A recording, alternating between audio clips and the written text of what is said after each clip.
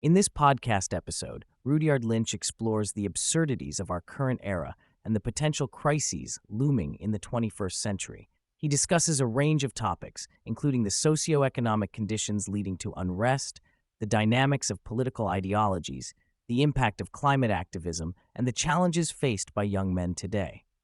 Lynch also critiques both the left and right, examines the rise of antisemitism, and shares his recommended readings for a deeper understanding of history and culture. Lynch opens the discussion by asserting that the current era is one of the most absurd in history, a claim he supports with a variety of historical comparisons. He introduces the acronym SAW, which stands for Study Ancient Wisdom, suggesting that there are shared truths across world religions and folkways that have been corroborated by modern evidence. Lynch argues that the 20th century, particularly from the world wars to the COVID-19 pandemic, represents a bizarre period characterized by social engineering and a departure from historical norms. He emphasizes that our current standards, which we often use to judge past societies, are themselves strange and disconnected from historical realities.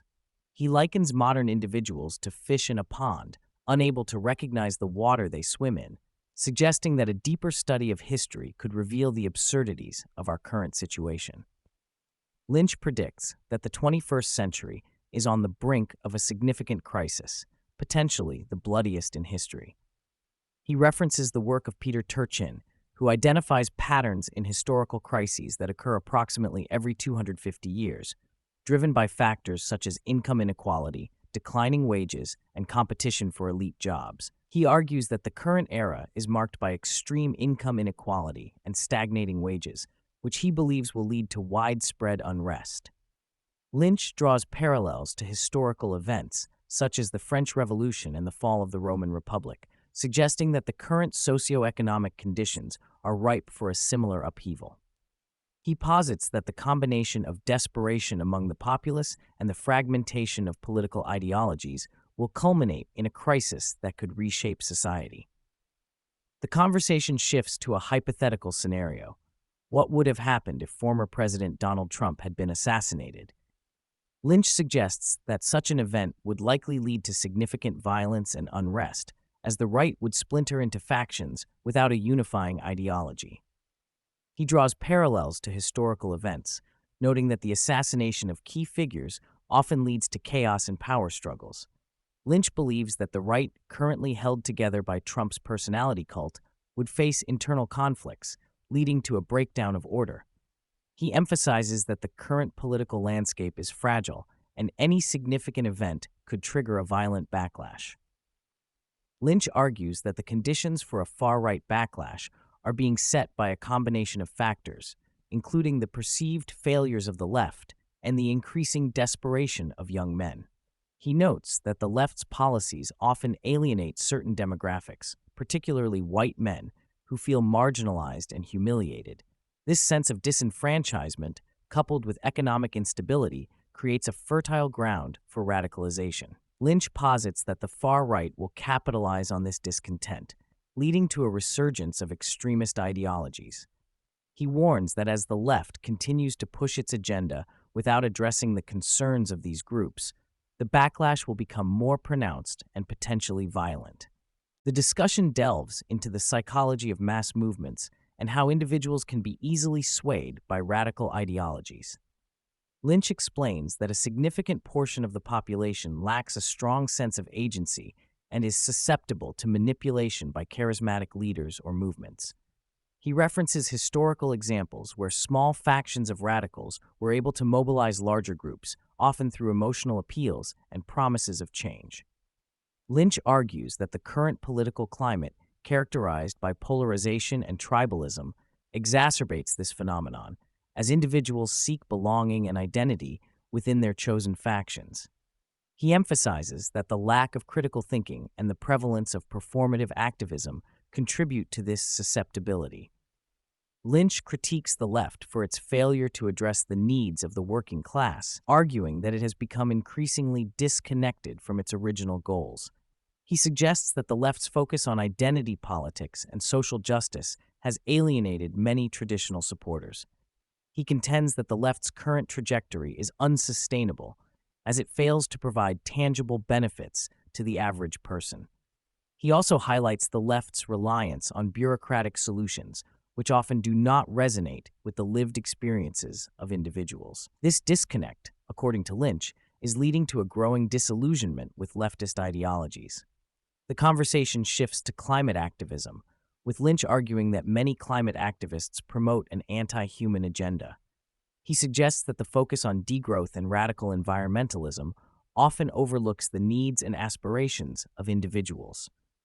Lynch posits that the push for drastic measures to combat climate change can lead to economic instability and social unrest. He emphasizes the importance of finding a balance between environmental concerns and human welfare, arguing that a purely anti-human approach will ultimately fail. He calls for a more pragmatic and inclusive approach to environmentalism that considers the complexities of human society. Lynch addresses the issue of declining birth rates, arguing that it poses a significant threat to societal stability. He suggests that low birth rates can lead to a shrinking workforce, economic decline, and increased pressure on social systems. He draws parallels to historical examples where declining populations contributed to societal collapse. He emphasizes that the current cultural attitudes towards family and reproduction, particularly among younger generations, are contributing to this trend. Lynch warns that if these patterns continue, they could lead to severe consequences for future generations. In discussing the right's shortcomings, Lynch argues that it often lacks a coherent ideology and fails to articulate a positive vision for the future. He critiques the right for being reactionary, primarily defined by its opposition to the left rather than a proactive agenda. He suggests that this lack of a unifying philosophy makes it difficult for the right to mobilize effectively. He also points out that the right's focus on individualism can lead to a neglect of community and social cohesion, which are essential for a healthy society. He calls for a reevaluation of the right's approach, emphasizing the need for a more inclusive and constructive narrative. Lynch explores the transformation of the left into a more feminine political force, arguing that this shift has significant implications for its effectiveness. He suggests that the left's current focus on emotional appeals and identity politics reflects a departure from traditional masculine values of strength and resilience. He posits that this feminization of the left has made it less capable of addressing the challenges facing society. He argues that a return to a more balanced approach, incorporating both masculine and feminine qualities, is necessary for the left to regain its relevance and effectiveness. The discussion on multiculturalism reveals Lynch's concerns about its impact on social cohesion and national identity. He argues that while multiculturalism can enrich societies, it can also lead to fragmentation and conflict if not managed properly. He suggests that the current approach to multiculturalism often prioritizes diversity over unity, undermining the shared values that bind communities together. He emphasizes the need for a more thoughtful and integrative approach to multiculturalism that fosters a sense of belonging and shared purpose among diverse groups. Lynch addresses the resurgence of antisemitism, linking it to broader societal trends of scapegoating and the search for convenient targets for discontent.